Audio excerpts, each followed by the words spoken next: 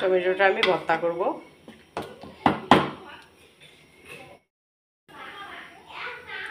Tomato আমি ভর্তা করব, তো তার জন্য এখানে আমি এই যে গোটা রসুন দিছি। রসুনটা হচ্ছে নতুন রসুন, যার জন্য আমি এটা বেশি ফেলাই নেই। আর কাঁচামরিচ, লবণ পানিতে দিয়ে সিদ্ধ করে নিব, একদম ভাজা ভাজা পোড়া করে নিয়ে তারপর ভর্তা করব।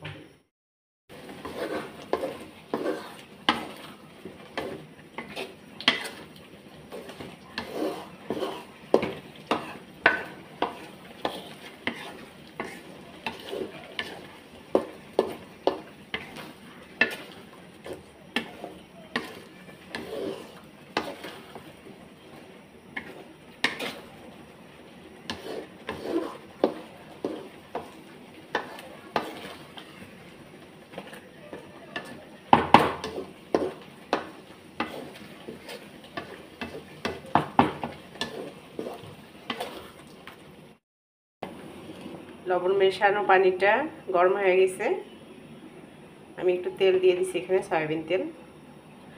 আর এই যে এখন আমি কচু পাতাটা দিব। কচু পাতার মধ্যে এখানে আছে কাঁচামরিচ, রসুন, পেঁয়াজ। এই যে আমি দিলাম, এটা এখন ভালো করে সিদ্ধ করে তারপরে ভর্তা করে নেব। কচু পাতাটা দিয়ে দিলাম, এখন আমি এটা ঢেকে দিব সিদ্ধ হওয়া পর্যন্ত।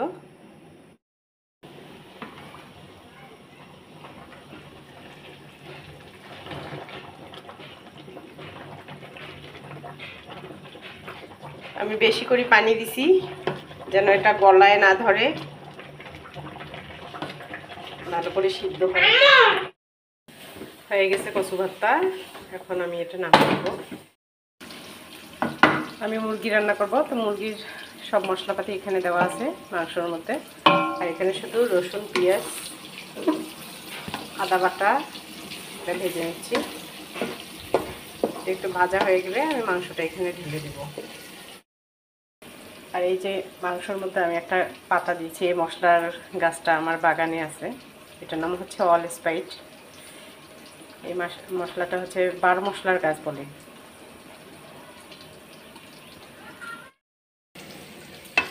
তো হয়ে গেছে আমার পেঁয়াজ ভাজা, আর ভাজবো না।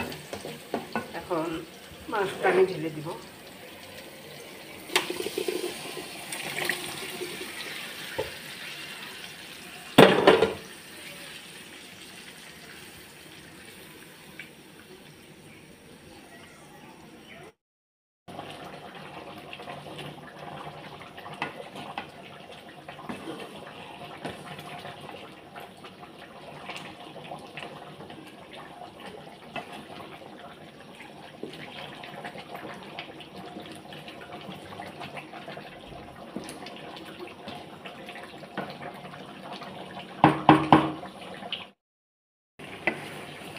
তো আমার মুরগি ভুনা হয়ে গেছে। মুরগি ভুনাটা আমি এরকম ভুনায় রাখবো, বেশি ঝোল করবো না।